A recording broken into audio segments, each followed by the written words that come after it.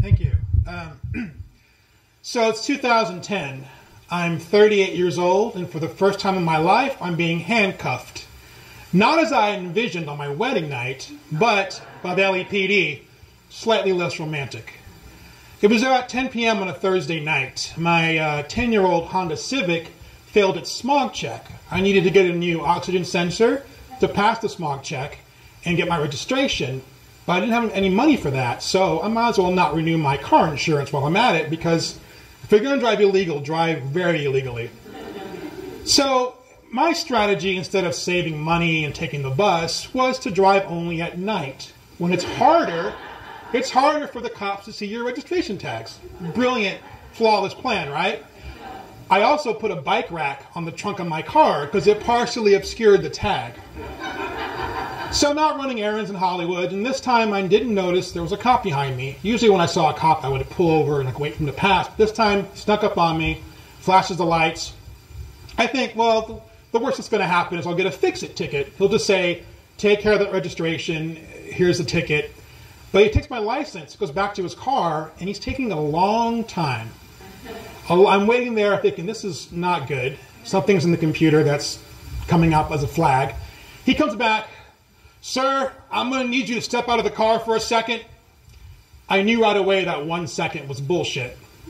I get out, sir, I need you to lean over the hood of your car, put your hands behind your back. All right, this is so surreal. I can't even imagine it's happening to me. Like I'm having an out-of-body experience, but once the cuffs go on, it really hurts. So I know this is real. And then to add insult to injury, I have to wait by the side of the road while they call a tow truck to take away my outlaw Honda Civic. Sir, do you know why I'm arresting you? My car? I have unpaid parking tickets? This is the lame part where the cop whips out the Socratic method. Sir, you know why I'm arresting you.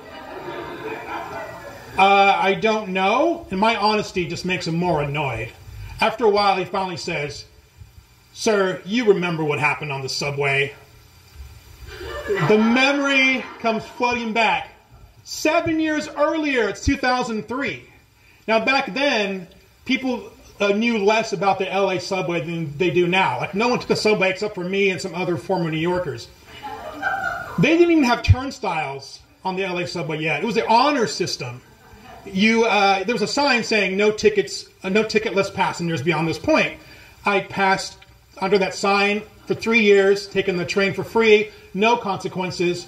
But the metro system wised up and started putting transit cops on the trains to check for tickets. Tickets, please. Tickets, please. Everyone take your tickets out. Show me your ticket when you come by. I had a perfect response chambered. Oh, I had a ticket. It must have fallen out of my pocket. I was so annoyed by the $250 fine that the minute I got home, I threw the citation in the trash. I figured if they really wanted me to pay it, they'd send me a follow-up letter asking me for the money. They never did. 7 years went by. I feel like I must have fallen through the cracks. Turns out all that I fell into was a warrant for my arrest. So I spend the night in Hollywood City holding cell, and then I'm taken on the prison bus to LA County Jail. Yeah, if you think an old bus with hard seats is uncomfortable, try riding it with your hands and feet shackled to another dude. So at 5 a.m. they transfer me, and then I'm waiting with like 80 guys in this giant holding room. Around noon, one of my fellow inmates tells me that if it's Friday now, and if I don't see a judge by 5 p.m. at the end of the day, I'll spend the weekend in jail until the court opens on Monday. 1 o'clock, 2 o'clock, they're calling other names, not my name. I'm getting really nervous. 3 o'clock, 4 o'clock. 5 o'clock, the last group, they call me in with 8 other guys. And everyone else has little misdemeanors too, like public drunkenness or marijuana possession. I'm the only subway violator in the group. I think no one even knows this is like something you could get in trouble for, but I found out the hard way, yeah. They're serious about it. But the judge was actually kind of nice. So the judge sees 8 of us at once, and he says, you guys all committed misdemeanors, and what you did is actually inconsequential. The court doesn't care about what you did. What we do care about is that we gave you a court date and you did not show up. You probably thought you beat the system and we weren't going to find you, but we will come out and we will find you and we'll bring you in.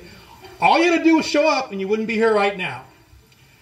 And he's right. I just let it go, thinking I can skate by, but this is like reality slapped me in the face, that I have to take care of my business. Luckily, he tells us that he's going to drop the charges and let us go. All we have to do is plead no contest or guilty. Now, if we plead not guilty, we can go back to prison and wait for a court date. So everyone says, okay, that's a great deal. 7 out of the 8 of us say no contest, no contest. I'm the one person who says guilty. Because for someone who lies a lot, I'm really honest. Because, you know, I did it, so I said guilty. Of course, there's no record. It's wiped out. That night, I'm having dinner with my girlfriend, telling her my ordeal, and I could see in her face she's kind of disappointed. A week later, she tells me she started dating someone else. Now, by the time I get to the impound lot the next Monday, I've already racked up like $800 in fines to get my car out, plus all the money I needed to get it legal. I just thought, well, I can't afford this car anymore, so I had to let it go to the city. As a final indignity, you have to pay $70 to the city to keep your car so they can auction it off and make the money. But after this, I learned it's time to become an adult, finally, after decades of just getting barely by. So I got a job, I saved money.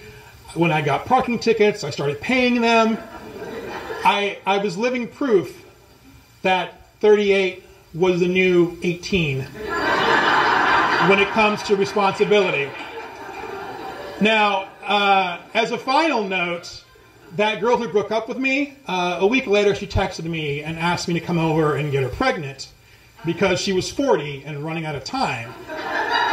She told me she just needed the sperm. I should have found that guy earlier with the Hellman's jar. She just wanted some sperm, and I wouldn't have to be involved at all. Or I could visit the child occasionally and be Uncle Brandon. So maybe losing my car was worth losing that relationship, because freedom comes in many forms. Thank you.